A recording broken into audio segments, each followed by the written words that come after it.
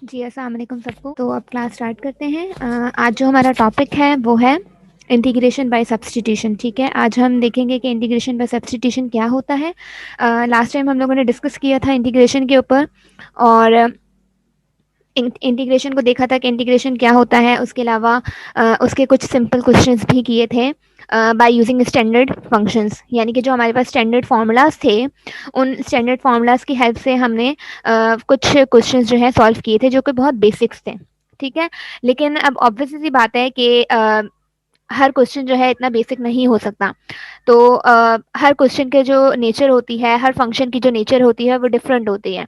ठीक है, फंक्शंस का बिहेवियर डिफरेंट होता है, तो उनके लिए फिर हमारे पास डिफरेंट टेक्निक्स होती हैं। ठीक है, तो अब ऐसे फंक्शंस जो कि मुश्किल हों, जिनको हम स्टैंडर्ड फार्मूलाज या स्टैंडर्ड फंक्शंस या जो भी हमारे पास इंटीग्रेशन के फार्मूलाज हैं, उनकी हेल्प से हम ईजिली नहीं कर सकते, तो हम फिर कुछ टेक्निक्स अप्लाई करते हैं, और उन टेक्निक्स की हेल्प से हम क्वेश्चंस को सॉल्व करते हैं इंटीग्रेशन के। ठीक है, तो उनमें सबसे पहले टेक्निक जो है वो है इंटीग्रेशन बाय सब्स्टिट्यूशन। ठीक है, इंटीग्रेशन बाय सब्स्टिट्यूशन क्या होता है इसको देखते हैं, और इससे रिलेटेड जो क्वेश्चंस हैं उनको भी हम सॉल्व करेंगे।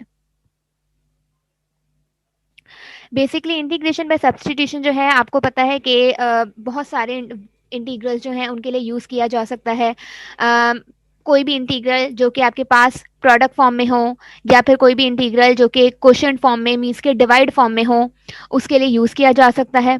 ठीक है, और इसमें हम क्या करते हैं इंटीग्रेशन बाय सब्स्टिट्यूशन में, according to substitution method, a given integral f of x, जो भी हमारे पास इंटीग्रल होता है can be transformed into another form by changing the independent variable x to t।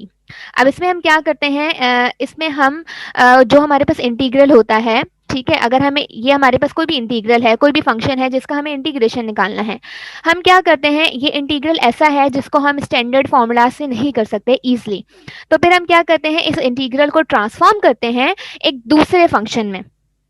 यहाँ पर आपके पास वेरिएबल क्या है, एक्स, तो हम क्या करते हैं, इस वेरिएबल को चेंज कर देते हैं दूसरे वेरिएबल में। ठीक है, और वो हम क्यों करते हैं, ताकि हमारे पास ये जो एक डिफिकल्ट फंक्शन है, ये हमारे पास सिंपल फंक्शन में कन्वर्ट हो जाए। ठीक है, तो हम इसमें क्या करते हैं कि हम इंटीग्रल को ट्रांसफॉर्म कर देते हैं इनटू अनदर फॉर्म, मतलब जो भी फंक्शन होता है इसको हम दूसरी फॉर्म में ट्रांसफॉर्म कर देते हैं, और वो फॉर्म ऐसी होगी जो कि इजिली सॉल्व कर सकते हैं हम उसको। तो वो हम कैसे करते हैं कि जो हमारे पास इंडिपेंडेंट वेरिएबल एक्स होता है उसको हम किसी और वेरिएबल से रिप्लेस कर देते हैं। यहाँ पर मैंने टी लिखा है, बट आप किसी भी वेरिएबल से रिप्लेस कर सकते हैं। टी के बजाय यू भी हो सकता है, टी के बजाय वाई भी हो सकता है, जेड भी हो सकता है, मतलब हमने जो फंक्शन होता है उसको हमने कंप्लीटली ट्रांसफॉर्म करना होता है किसी और वेरिएबल में, और फिर हम उसको जो है सॉल्व करते हैं। और ये ट्रांसफॉर्म हम क्यों करते हैं, क्योंकि हम इस वाले इंटीग्रल को इजीली सॉल्व नहीं कर पाते, तो हम बाय सब्स्टिट्यूशन मेथड हम क्या करते हैं, उस फंक्शन को कन्वर्ट कर देते हैं किसी और फंक्शन में जो कि इजी टू सॉल्व हो, जिसको हम इजीली सॉल्व कर सकते हो। तो बस इसमें हम वेरिएबल को चेंज कर देंगे और उसके बाद फिर हम उसका इंटीग्रेशन ले सकते हैं। अब यहाँ पर अच्छा, जब भी हम इंटीग्रेशन बाय सब्स्टिट्यूशन अप्लाई करते हैं, तो वो हम कब अप्लाई करते हैं, ठीक है, वो हम तब अप्लाई करते हैं कि जैसे अगर एग्जाम्पल में मैं आपको समझाऊं, एक ये एग्जाम्पल है यहाँ पर। अब ये एक क्वेश्चन है, इस क्वेश्चन को हम जो स्टैंडर्ड फार्मूलाज हैं हमारे पास, उनके थ्रू हम सॉल्व नहीं कर सकते। ठीक है, क्योंकि थोड़ा डिफिकल्ट फंक्शन है, इसको हम सिंपली जो है फार्मूलाज की हेल्प से सॉल्व नहीं कर सकते। तो हम क्या करेंगे, इस टाइप के इंटीग्रल में हम इंटीग्रेशन बाय सब्स्टिट्यूशन अप्लाई करेंगे। अब क्वेश्चन ये है कि हमें कैसे पता लगेगा कि इस क्वेश्चन में इंटीग्रेशन बाय सब्स्टिट्यूशन ही हमें अप्लाई करना है, मतलब हम कोई और टेक्निक भी तो अप्लाई कर सकते हैं, क्योंकि हमारे पास बहुत सारी टेक्निक्स हैं। अब इस क्वेश्चन में हम सब्स्टिट्यूशन इसीलिए अप्लाई करेंगे कि आप जब भी इंटीग्रेशन का कोई क्वेश्चन हो, आप उसमें ये देखें कि आप अगर इस फंक्शन को, फॉर एग्जांपल आप सपोज करते हैं किसी वेरिएबल के, ठीक है, आपने इसको कुछ भी सपोज कर लिया, u v w, बट आप ये देखें अगर जो आपने सपोज किया है, अगर उसका डेरिवेटिव भी इसी क्वेश्चन में, इसी इंटीग्रल में मौजूद है, तो फिर हम इस क्वेश्चन पे इंटीग्रेशन बाय सब्स्टिट्यूशन अप्लाई कर सकते हैं। कोई भी फंक्शन जिसको हमें ट्रांसफॉर्म करना है किसी और फंक्शन में, या हमने इंटीग्रेशन बाय सब्स्टिट्यूशन अप्लाई करनी है, तो आप ये जरूर देखेंगे कि अगर कोई भी फंक्शन जिसको हम सपोज कर रहे हैं किसी वेरिएबल के, तो उसका डेरिवेटिव भी उसी फंक्शन में मौजूद होना चाहिए। अगर उसका डेरिवेटिव भी उसी फंक्शन में मौजूद है तो हम इंटीग्रेशन बाय सब्स्टिट्यूशन अप्लाई कर सकते हैं। जैसे फॉर एग्जाम्पल आपके पास ये इंटीग्रल है under root 1+x² 2x dx। अब आपने क्या करना है, इस क्वेश्चन को आपने सिंप्लीफाई करना है, मतलब एक सिंपल फॉर्म में कन्वर्ट करना है। तो हम क्या करेंगे, हमें पता है कि सिंपल फॉर्म में कन्वर्ट करने के लिए हम इंटीग्रेशन बाय सब्स्टिट्यूशन अप्लाई करते हैं। तो अब हम इसमें कोई ऐसा फंक्शन सपोज करेंगे कि अगर उसका हम डेरिवेटिव लें तो वो भी इसी फंक्शन में मौजूद होना चाहिए। ये एक कंडीशन है इंटीग्रेशन बाय सब्स्टिट्यूशन की। तो अगर हम 1+x² है, यहाँ पर हम सपोज करते हैं u इक्वल्स टू 1+x²। हमने 1+x² को सपोज कर लिया u के बराबर। अब अगर आप इसका डेरिवेटिव लेते हैं, इसका डेरिवेटिव लेंगे तो क्या आएगा, इसका डेरिवेटिव लेंगे विद रिस्पेक्ट टू dx, ये तो 1 का तो 0 हो जाएगा, ठीक है। और x² का जब लेंगे तो x² का आएगा 2x। अब आप यहाँ देखें, आपने इस फंक्शन को सपोज किया 1+x² को u के, और जब आपने इस फंक्शन का डेरिवेटिव लिया जो कि आया 2x, क्या 2x इस इंटीग्रल में मौजूद है? डेफिनेटली इस इंटीग्रल में मौजूद है। तो इट मीन्स कि इस क्वेश्चन में हम इंटीग्रेशन बाय सब्स्टिट्यूशन अप्लाई कर सकते हैं। अब इंटीग्रेशन बाय सब्स्टिट्यूशन में मैंने आपको बताया कि अगेन हम सिंपल फॉर्म में कन्वर्ट कर देते हैं। मतलब ये जो हमारे पास 1+x² है और 2x है, मतलब इस पूरे इंटीग्रल को हम किसी और वेरिएबल में चेंज कर देंगे। यहाँ पर वेरिएबल x है इंडिपेंडेंट, तो हम इस इंडिपेंडेंट वेरिएबल को चेंज कर देंगे किसी और वेरिएबल में। तो देखें, हमने 1+x² को सपोज किया u के, और जब हमने इसका डेरिवेटिव लिया तो वो क्या आया, 2x आया। और यहाँ पर अब हम क्या करेंगे, du इक्वल्स टू 2x, ये जो dx है यहाँ पर, इसको हम वहां ले जाएंगे, तो यहाँ पर 2x के साथ ये dx आ जाएगा, ठीक है। ये हो गया। अब हम क्या करेंगे, अब आप दोबारा क्वेश्चन में आ जाएं। आपने 1+x² किसको सपोज किया था, u को, तो हमने 1+x² को u से रिप्लेस कर दिया, ठीक है। सिमिलरली अंडर रूट था, अंडर रूट को हमने 1/2 में चेंज कर दिया, ठीक है। और यहाँ पर 2x dx, ये जो पूरी की पूरी टर्म थी 2x dx, इसको हमने du से रिप्लेस कर दिया। तो अब आप यहाँ देखें, आपके पास एक ये फंक्शन था, एक डिफिकल्ट फंक्शन था जिसको हम इजीली सॉल्व नहीं कर पा रहे थे। अब आपके पास ये जो फंक्शन है ये कंप्लीटली एक सिंपल फॉर्म में चेंज हो गया है, u 1/2 du। और आपको पता है कि इस फंक्शन का इंटीग्रेशन आप इजीली ले सकते हैं। बाय इजीली हम कैसे ले सकते हैं, by using power rule. Power rule से हम इसका इंटीग्रेशन ले सकते हैं। तो अगर हम पावर रूल अप्लाई करते हैं तो आपको पता है कि पावर रूल में हम क्या करते हैं, हम पावर ऐड कर देते हैं। जैसे u 1/2 है और इसका हमें विद रिस्पेक्ट टू du लेना है, तो हम क्या करेंगे, 1/2 में +1 ऐड कर देंगे, और अपॉन में भी 1/2 +1 लगा देंगे, ठीक है। क्योंकि आपको पता है कि जो पावर होती है वही हम डिनोमिनेटर में सेम लिख देते हैं पावर, और प्लस ही कांस्टेंट का कांस्टेंट। अब u है 1/2 + 1 कितने होते हैं, 3/2, तो यहाँ पर 3/2 आ गया। और 1/2 + 1 3/2 होता है, तो उसको हम 2/3 करके ऐसे लिख सकते हैं, और प्लस ही कांस्टेंट। तो ये हो गया इंटीग्रेशन, ठीक है। अब आपको पता है कि u आपने किस चीज के सपोज किया था, u आपने सपोज किया था 1+x² के। तो अब हम क्या कर देंगे, एंड में इस u को रिप्लेस कर देंगे 1+x² से। बाकी सब कुछ सेम रहेगा, 3/2 भी सेम रहेगा, 2/3 भी सेम रहेगा, और प्लस का c कांस्टेंट सेम रहेगा। तो यहाँ पर आपके पास देखें, ये फंक्शन था, इस फंक्शन का इंटीग्रेशन ये आ गया बाय यूजिंग सब्स्टिट्यूशन मेथड। ये क्वेश्चन है, ठीक है। अब इस क्वेश्चन में क्या है, ये एक ट्रिग्नोमेट्रिक क्वेश्चन है, और इस ट्रिग्नोमेट्रिक क्वेश्चन को हम किस तरीके से सॉल्व करेंगे। यहाँ पर आपके पास x² है और sin x³ है। अब आप इसको अगेन इजीली सॉल्व नहीं कर सकते, इसको बाय स्टैंडर्ड फॉर्मूला नहीं सॉल्व कर सकते। तो हम क्या करेंगे, इस क्वेश्चन में भी बाय सब्स्टिट्यूशन मेथड अप्लाई करेंगे। अब बाय सब्स्टिट्यूशन मेथड मैंने आपको बताया कि हम कोई भी फंक्शन वो सपोज करेंगे जिसका डेरिवेटिव भी उस फंक्शन में मौजूद हो। तो यहाँ पर हम x² को u सपोज नहीं करेंगे। वो क्यों नहीं करेंगे, क्योंकि x² का डेरिवेटिव होता है 2x, और 2x इस फंक्शन में मौजूद नहीं है। लेकिन x³ अगर हम सपोज करते हैं तो x³ का डेरिवेटिव क्या हो जाएगा, x³ का डेरिवेटिव होता है 3x²। और यहाँ पर एक्स स्क्वायर वाली टर्म मौजूद है, तो हम क्या करेंगे, हम u इसको सपोज करेंगे। क्यों? क्योंकि हमें पता है कि इसका डेरिवेटिव जो है वो इसमें मौजूद है। ऑल्दो कि 3 नहीं है इसमें मौजूद, लेकिन एक्स स्क्वायर मौजूद है, तो हम भले जो कांस्टेंट टर्म है उसको नहीं देखेंगे, वेरिएबल मौजूद होना चाहिए, ठीक है, उस डिग्री का वेरिएबल मौजूद होना चाहिए, तो ही हम फिर उसको सपोज करेंगे इस फंक्शन को u। तो अब हम क्या करते हैं, हम u सपोज कर लेते हैं एक्स क्यूब को, ठीक है, एक्स क्यूब हमने सपोज किया u के। जब आप इसका डेरिवेटिव लेंगे तो इसका डेरिवेटिव क्या होगा, du over dx equals to 3x square, ये डेरिवेटिव होगा। उसके बाद हम क्या करेंगे, इस dx को हम वहां ले जाते हैं, ठीक है, इस dx को हम वहां ले जाते हैं, तो यहां पर आपके पास du equals to 3x square dx हुआ, जस्ट dx को हम वहां ले गए, ठीक है। अब यहाँ पर 3 है, हम क्या करते हैं, 3 को यहाँ ले आते हैं, तो ये 1/3 du हो जाएगा, और यहाँ पर जस्ट क्या बचेगा, एक्स स्क्वायर dx, ठीक है। अब आप यहाँ पर आए, अगर क्वेश्चन में साइन एक्स क्यूब है, एक्स क्यूब को हम रिप्लेस कर देते हैं u से, क्योंकि हमें पता है कि एक्स क्यूब हमने u के सपोज किया है, तो यहाँ पर साइन u हो गया।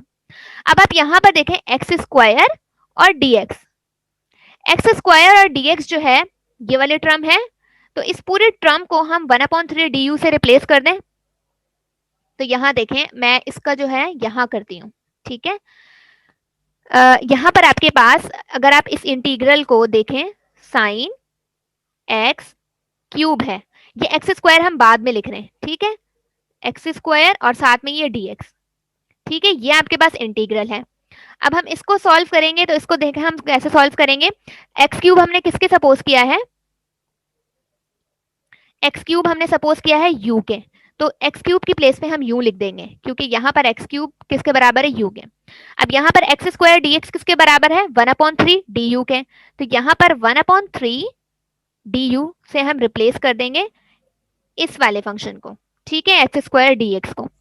अब यहाँ पर 1/3 अगेन एक कांस्टेंट टर्म है, इसको हम बाहर लिख लेंगे, तो 1/3 बाहर आ जाएगा, यहाँ पर साइन u du होगा, ठीक है। अब अगेन ये एक स्टैंडर्ड फॉर्मूला में कन्वर्ट हो गया है, sine u with respect to du। आपको पता है कि साइन u का जो डेरिवेटिव होता है, साइन u का डेरिवेटिव क्या होता है, साइन u का डेरिवेटिव होता है cos u minus cos u। तो आप जब साइन u का सॉरी इंटीग्रेशन, साइन u का जब आप इंटीग्रेशन लेंगे तो साइन u का इंटीग्रेशन क्या आएगा, माइनस cos u, ठीक है, और प्लस c कांस्टेंट का कांस्टेंट, तो अगेन ये क्या बनेगा, -1/3 cos u प्लस c, ठीक है, और -1/3। अब आपको पता है कि u आपने क्या सपोज किया था, u आपने सपोज किया था एक्स क्यूब के, तो अब हम क्या करेंगे, अगेन क्वेश्चन को हम x वाले फॉर्म में ही कन्वर्ट कर देंगे, और u की प्लेस पे हम एक्स क्यूब लिख देंगे प्लस c करके। तो ये आपके पास हो गया इस क्वेश्चन का integration x square sine x cube का, ठीक है। अब यहाँ पर आपके पास अगेन एक ट्रिग्नोमेट्रिक एग्जाम्पल है, और इसको अगर हम देखें, sine power 4x cos x, इसका इंटीग्रेशन अब हम कैसे लेंगे, अगेन अब हम ऐसा फंक्शन सपोज करेंगे जिसका जो डेरिवेटिव है वो इसमें मौजूद हो, ठीक है। तो अब यहाँ पर आप अगर साइन पावर 4x है कॉस एक्स है, तो हमें पता है कि कॉस एक्स अगर हम सपोज करते हैं u के, तो कॉस एक्स का इंटीग्रेशन क्या होगा, साइन एक्स है, लेकिन साइन के ऊपर पावर 4 है, तो इसको फिर हमें मतलब सॉल्व करना मुश्किल हो जाएगा, तो हम क्या करते हैं, साइन एक्स को सपोज कर लेते हैं u के, क्योंकि हमें पता है कि साइन का डेरिवेटिव क्या होता है, कॉस, और कॉस इस फंक्शन में मौजूद है, और कॉस के ऊपर कोई पावर भी नहीं है, तो इसीलिए हम क्या सपोज करते हैं, u को सपोज कर लेते हैं साइन एक्स के। जब आप u का डेरिवेटिव लेंगे विद रिस्पेक्ट टू dx, तो वो क्या आ जाएगा, साइन एक्स का डेरिवेटिव क्या होता है, कॉस एक्स, ठीक है, और जब dx को हम वहां ले जाएंगे तो यहाँ पर du equals to cos dx हो गया। अब देखें आपके पास ये जो डेरिवेटिव था अगेन हमें पता है इसी इंटीग्रल में मौजूद है, तो हम अगेन इसमें सब्स्टिट्यूशन मेथड अप्लाई कर सकते हैं। तो अब हम क्या करेंगे, साइन एक्स को हमने u के इक्वल सपोज किया है, तो यहाँ पर साइन एक्स को हम रिप्लेस कर देंगे u से, इसके ऊपर पावर 4 है तो यहाँ पावर 4 आ जाएगी, कॉस एक्स dx जो है वो किसके बराबर है, du के बराबर है, तो यहाँ पर du से रिप्लेस कर दिया। अब देखें अगेन डिफिकल्ट फंक्शन था, बाय सब्स्टिट्यूशन मेथड ये एक सिंपल फंक्शन में कन्वर्ट हो गया। और अगेन इसको हम पावर रूल से सॉल्व कर सकते हैं। तो आपको पता है कि जब भी हम पावर रूल अप्लाई करते हैं तो पावर में हम 1 प्लस कर देते हैं। तो यहाँ पर जब 4 की पावर में 1 प्लस करेंगे तो u पावर 5 आ जाएगा, और डिनोमिनेटर में भी वही सेम पावर आ जाएगी, मीन्स के 5 आ जाएगा, और प्लस सी कांस्टेंट का कांस्टेंट। ठीक है, और अगेन जब हम u को रिप्लेस करेंगे, u हमें पता है sin x के बराबर है, तो अगेन हम इसको ओरिजिनल फंक्शन में कन्वर्ट कर देंगे, u की प्लेस पे sin पावर 5x प्लस सी। तो ये हो गया इसका इंटीग्रेशन बाय सब्सटीट्यूशन मेथड। अच्छा, अब आपके पास एक ये क्वेश्चन है x square cos 4 minus x cube. अब अगेन हमने इस क्वेश्चन को सॉल्व करना है। इस क्वेश्चन को सॉल्व करना है तो इसको हम इजीली सॉल्व नहीं कर सकते। तो हम क्या करेंगे, हम इसमें सबसे पहले चेक करते हैं कि बाय सब्सटीट्यूशन मेथड हम इसमें अप्लाई कर सकते हैं या नहीं। तो बाय सब्सटीट्यूशन मेथड हम अप्लाई कर सकते हैं। वो हम क्यों कर सकते हैं, क्योंकि अगर हम इस फंक्शन को सपोज करते हैं u के, तो इसका डेरिवेटिव भी इसमें मौजूद है। u अगर हम सपोज करते हैं 4 माइनस एक्स क्यूब के, तो हमें पता है कि अगर हम इसका डेरिवेटिव लेते हैं विद रिस्पेक्ट टू x, तो इसका डेरिवेटिव क्या होगा, -4 का तो 0 हो जाएगा, एक्स क्यूब का डेरिवेटिव होगा -3x²। ठीक है, और अभी हमें पता है कि एक्स स्क्वायर जो है इसी फंक्शन में मौजूद है, तो अगेन हम इसको सॉल्व कर सकते हैं। dx को हम वहां ले जाते हैं, तो du equals to -3x² dx हो जाएगा, और -3 को हम यहाँ ले आते हैं, तो यहाँ पर du यहाँ आ जाएगा -1/3 इक्वल्स टू x² dx हो जाएगा। ठीक है, तो अब यहाँ पर हमारे पास x² dx आ गया। तो अब हम क्या करते हैं, अगेन रिप्लेस कर देते हैं। cos 4 माइनस एक्स क्यूब है, तो पहले हम इसको अरेंज करके लिख देते हैं, उसके बाद हम रिप्लेस करेंगे, और x² हम बाद में लिख लेते हैं, और dx सेम का सेम। यहाँ पर आपके पास cos सेम का सेम, 4 माइनस एक्स क्यूब आपने क्या सपोज किया था, u के, तो इसको इक्वल्स टू u लिख दिया। x² dx आपको पता है कि -1/3 du के बराबर है, तो -1/3 du, again -1/3 integration of cos u du। ठीक है, और cos u का इंटीग्रेशन आपको पता है कि क्या है, sin u, और प्लस सी सेम का सेम, -1/3 सेम का सेम, sin u। अब हम क्या करेंगे, u को रिप्लेस कर देंगे। u आपके पास क्या था, 4 माइनस एक्स क्यूब, तो 4 माइनस एक्स क्यूब प्लस सी। तो ये हो गया इस फंक्शन का इंटीग्रेशन। ठीक है, ये जो सिंपल फॉर्मूलाज थे, सिंपल क्वेश्चन थे, जिनको हम बाय सब्सटीट्यूशन इजीली सॉल्व कर सकते हैं। अगेन ये भी आप अगेन सॉल्व कर सकते हैं। 2x प्लस 5 है, x² प्लस 5x है, इस टाइप के जब क्वेश्चन है, इसको भी हम बाय सब्सटीट्यूशन मेथड सॉल्व कर सकते हैं। क्यों, क्योंकि अगर हम इस फंक्शन को सपोज करते हैं u के, तो उसका डेरिवेटिव हमें पता है कि वो भी इसी फंक्शन में मौजूद है, तो इसको भी by substitution method easily solve कर सकते हैं। अब एक ये फंक्शन है, और इस फंक्शन को अब हम देखते हैं कि इसको हम कैसे सॉल्व करते हैं बाय सब्सटीट्यूशन मेथड। अगेन अब मैंने आपको बताया कि हम ऐसा फंक्शन u सपोज करते हैं जिसका डेरिवेटिव उसमें मौजूद हो। तो यहाँ पर e tan inverse x upon 1 plus x² है। तो अब यहाँ पर हम u फंक्शन किसको सपोज करें, आप बताएं। यहाँ पर u फंक्शन किसको सपोज करें, tan इनवर्स को मैम। ठीक है, यहाँ पर u इनवर्स हम सपोज करते हैं, u इक्वल्स टू हम सपोज करते हैं tan इनवर्स x। ठीक है, क्योंकि हमें पता है कि इसका डेरिवेटिव क्या होता है, इसका डेरिवेटिव होता है, अगर इसका derivative with respect to x लेते हैं, तो वो होता है 1/1 प्लस x², और हमें पता है 1/1 प्लस x² इसी इंटीग्रल में मौजूद है, तो इसीलिए यहाँ पर हम u इसको सपोज कर लिया। अब यहाँ पर अगेन du क्या हो जाएगा, dx को हम वहां ले जाएंगे, तो dx equals to dx upon 1 plus x² हो गया। अब हम ये सब्सटीट्यूट कर देते हैं सारी वैल्यूज, तो देखें अब हमारा इंटीग्रल क्या हो जाएगा, e power tan inverse x को हमने रिप्लेस कर दिया u से, और 1 प्लस x² और dx है, तो इस पूरे को हम रिप्लेस कर देंगे du से। ठीक है, और जब हम इसका इंटीग्रेशन लेंगे, e पावर u का इंटीग्रेशन क्या होगा, e पावर u ही रहेगा, और प्लस c कांस्टेंट रहेगा। ठीक है, अब हम क्या करते हैं, अगेन u हमने किसके सपोज किया था, tan इनवर्स x के, तो u को हमने रिप्लेस कर दिया tan इनवर्स x से, और प्लस c सेम का सेम।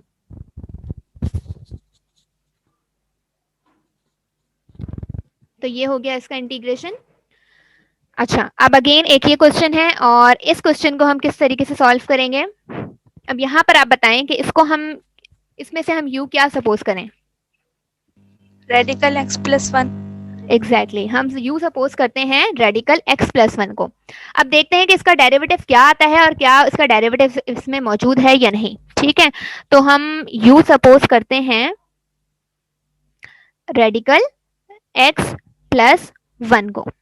ठीक है, अब हम क्या करते हैं, सबसे पहले तो हम स्क्वायर रूट को कैंसिल कर देते हैं। ठीक है, उसके बाद अब फिर हम इसका डेरिवेटिव लेते हैं। तो अगर हमने स्क्वायरिंग की है तो यहाँ पर यू स्क्वायर प्लस 1 बन जाएगा, एक्स स्क्वायर एक्स प्लस 1 बन जाएगा। ठीक है, अब हम इसका डेरिवेटिव लेते हैं। जब हम इसका डेरिवेटिव लेंगे तो यू स्क्वायर का डेरिवेटिव आएगा 2u du ओवर dx, और यहाँ पर x का डेरिवेटिव क्या होगा 1, और 1 का डेरिवेटिव होगा 0। ठीक है, अब हम क्या करते हैं, अगेन dx को वहां ले जाते हैं, तो 2u du equals to dx हो गया। ठीक है, देखें इसका डेरिवेटिव क्या आया, 1 आया, और 1 हमें पता है कि इसी इंटीग्रल में मौजूद है, तो हम अगेन इसमें भी बाय सब्स्टिट्यूशन मेथड अप्लाई कर सकते हैं। तो यहाँ पर आप देखें dx है, इस dx को हम रिप्लेस कर देते हैं 2u du से, और अपॉन में 1 plus under root x plus 1 को हमने किससे रिप्लेस किया, u से, क्योंकि हमें पता है कि ये u के बराबर है। अब हमारे पास देखें ये एक फंक्शन था और इसको हमने सिंपल फॉर्म में कन्वर्ट कर लिया। अब इस सिंपल फॉर्म को हम कैसे सॉल्व करेंगे, ये मैंने आपको लास्ट लेक्चर में बताया था कि जब इस टाइप के कोई इंटीग्रल आ जाते हैं तो हम इसको कैसे सॉल्व करते हैं। तो आप मुझे बताएं अगर किसी को याद हो कि इस इंटीग्रल को हम कैसे सॉल्व करेंगे। मैम डिवीजन होगी, क्वेश्चन डिवीजन वाला फार्मूला। एग्जैक्टली हम इसको क्या करेंगे, डिवीजन करेंगे, मतलब क्वोशिएंट वाला जो फॉर्मूला है हम वो अप्लाई करेंगे। इसकी हम डिवीजन कैसे करेंगे, यहाँ पर आपके पास 2u है, उसको हमने डिवाइड करना है u प्लस 1 से या 1 प्लस u से। तो हमने u प्लस 1 से नीचे वाले जो डिनोमिनेटर है उससे हमने डिवाइड करना है 2u को। तो हम कैसे डिवाइड करेंगे, देखिए यहाँ पर हम लगाते हैं 2, क्योंकि अगर हम u को 2 से मल्टीप्लाई करेंगे तो यहाँ पर क्या आ जाएगा 2u। ठीक है, और प्लस 1 को 2 से करेंगे तो क्या आ जाएगा प्लस का 2। अगेन हम माइनस करेंगे, ये माइनस का हो गया, ये भी माइनस का हो गया, ये प्लस माइनस कैंसिल, और ये माइनस का 2 बचा। अब आपको पता है कि जब भी हमारे पास डिवीजन होती है तो हम कैसे रखते हैं, पहले हम रखते हैं क्वोशिएंट, तो क्वोशिएंट क्या है 2, फिर हम रखते हैं रिमाइंडर, तो रिमाइंडर हमारे पास है -2, और अपॉन में हम रखते हैं डिवाइजर जो कि है हमारे पास u प्लस 1, और du सेम का सेम। ठीक है, अब यहां पर हम क्या करेंगे, यहां पर हम 2 du के साथ भी लगा देंगे, -2 du अपॉन u प्लस 1 हो जाएगा।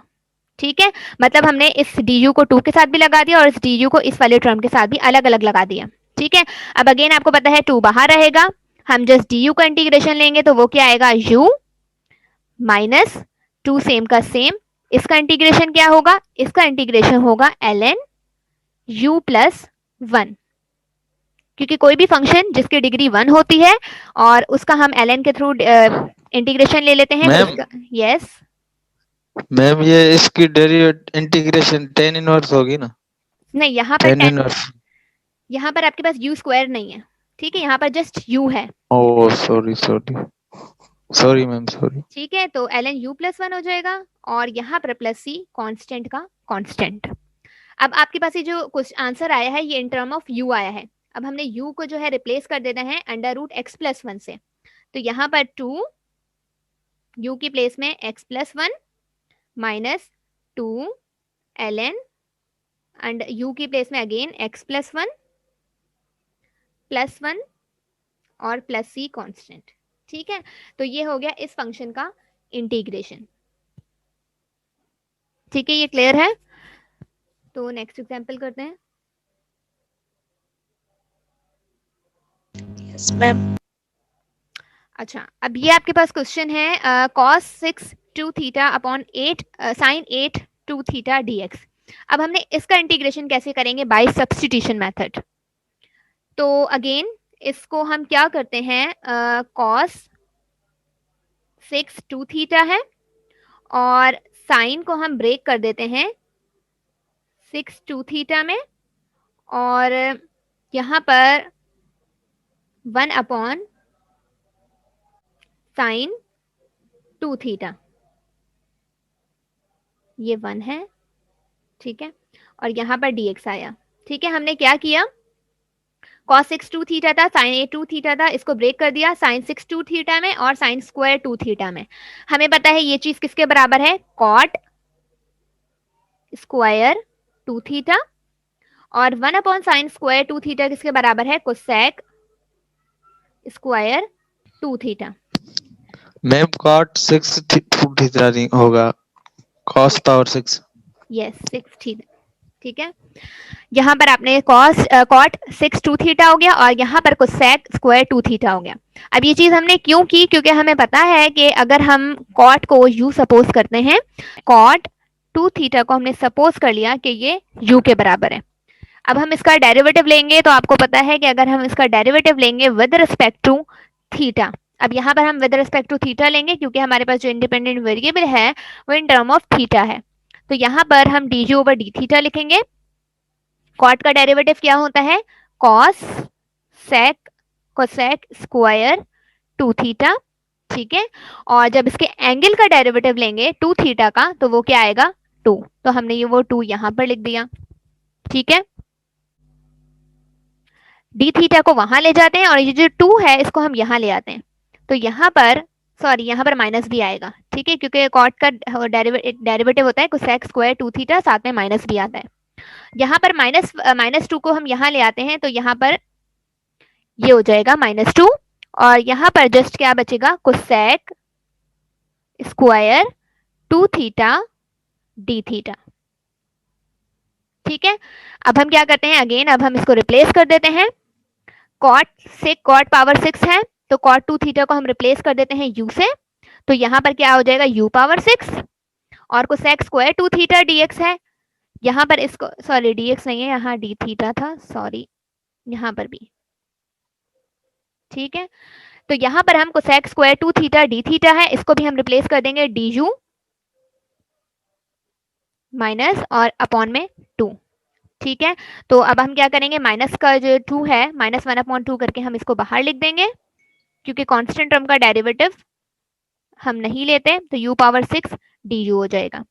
जब आप u पावर 6 का डेरिवेटिव लेंगे तो वो क्या हो जाएगा, 1/2 u पावर 7 हो जाएगा और अपॉन में 7 आ जाएगा, और प्लस c कांस्टेंट का कांस्टेंट।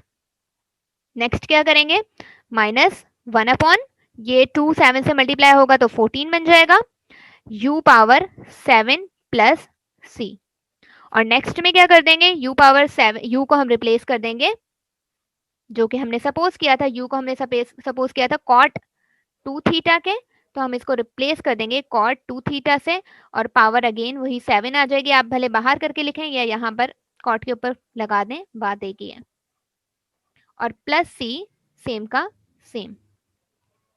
तो ये आपके पास हो गया इसका इंटीग्रेशन।